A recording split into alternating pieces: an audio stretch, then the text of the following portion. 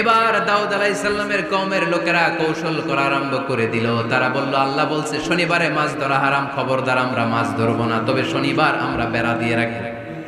কি দিয়ে রাখবো? জাল দিয়ে বেড়ে দিয়ে রাখবো। শনিবারে ধরবো না, রবিবারে যাই ধরবো। খবরদার শনিবারে ধরবি না, শনিবারে হারাম। হারাম করছে কে? তো মাছগুলো যখন তেলাওয়াত করতে আসতো, এরা জাল দিয়ে বেড়ে দিয়ে রাখতো চারদিকে, শনিবারে ধরতো না, কারণ হারাম। কারণ কি? বেড়ে দিয়ে রাখতো, রবিবারে যে ধরতো। আল্লাহ কি এটা বুঝাইছে? আল্লাহ বুঝাইছে শনিবারে যত মাছগুলো এসেছে এগুলো ধরা যাবে না, এগুলো যখন আবার সাগরের প্রবাহে ভেসে চলে যাবে, তোমরা আবার নৌকা নিয়ে মাছ শিকার করতে পারবে। ঠিক কি না? ওরা কৌশল করে রবিবারে, শনিবারে আটকে রাখতো, এরকম বেড়ে দিয়ে জাল দিয়ে রবিবারে যে ধরতো। আল্লাহ বললেন, আও নালা আলাহুম কামা লাআন্না আসহাবাস সাফ কুনু কিরাদাতান খাসিইন। আমার সাথে কৌশল করেছিস, তোদের উপর আমার লানত, তোরা অভিশপ্ত বানর হয়ে যা। মুহূর্তে পুরো জাতিটাকে বানরে রূপান্তরিত করে দিল কে?